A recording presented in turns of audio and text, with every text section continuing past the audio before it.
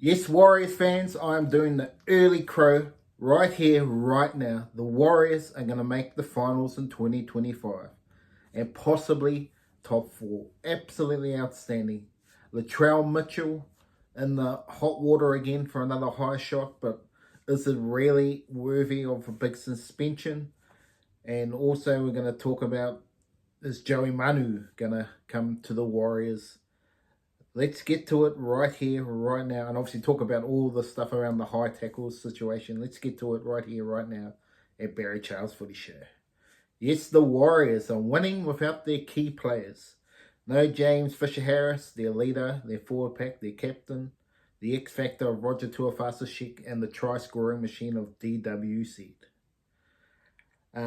Is this the best team since 2011? That's the question mark.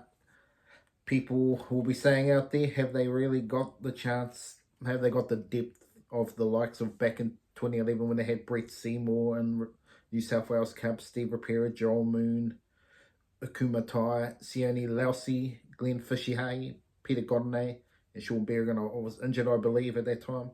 So they had and have the Warriors got a similar setup now. When everyone's fit, you'd have Pompey, Tuapiki, Bunty Afoa, Timothy Martin, Tanner Boyd, Morgan Harper, Freddie Lussick, Tommy Al, Edward Cossey in reserve grade. So they've got, you could nearly say, 25 players that can play top grade well. That is where the Warriors are at, and it's been a little while to get there.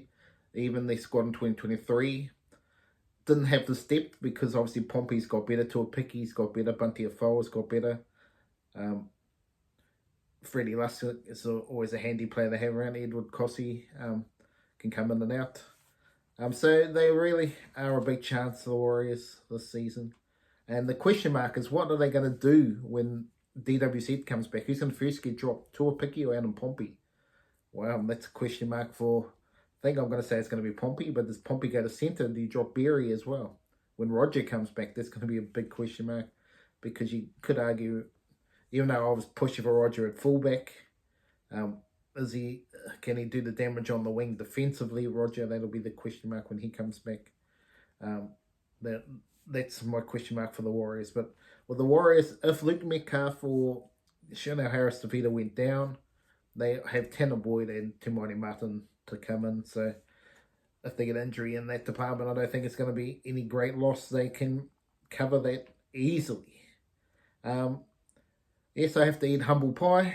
Jackson Ford delivered, as he often does, consistently, but the question mark is he's got to do this every week and not drop the ball. He's playing good football, but he's got to not drop the ball in easy situations. That is one thing that he's known for, and let's hope he can get that out of his game, because he could be a representative player. That's how good he is.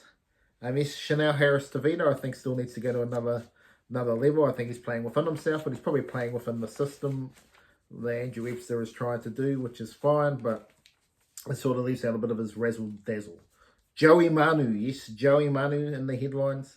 Again, he's gone from rugby, from the French rugby that he was going to sign. Will he go somewhere? To me, I think he'll go to the Chiefs or the Blues. I think that's where we'll end up.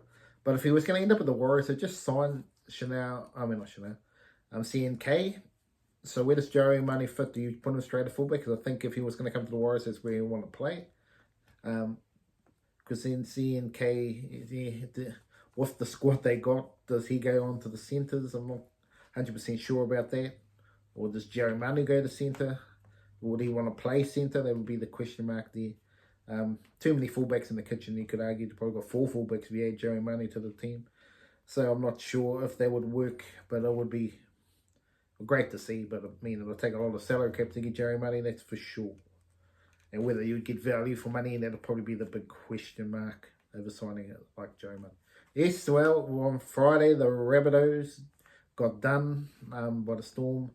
And Latrell Mitchell in the headlines again for the boom. Yes, harmful. But to be honest, the guy was falling down. Let's get fair dinkum about this. This 10 minutes in the bin rubbish that's happening at the moment. I think there's a simple remedy for it. If it's upright, so if they're standing upright and it gets hit in the head with the shoulder, 10 minutes in the bin every day of the week.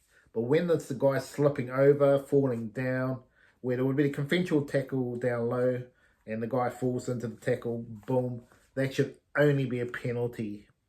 Only be a penalty.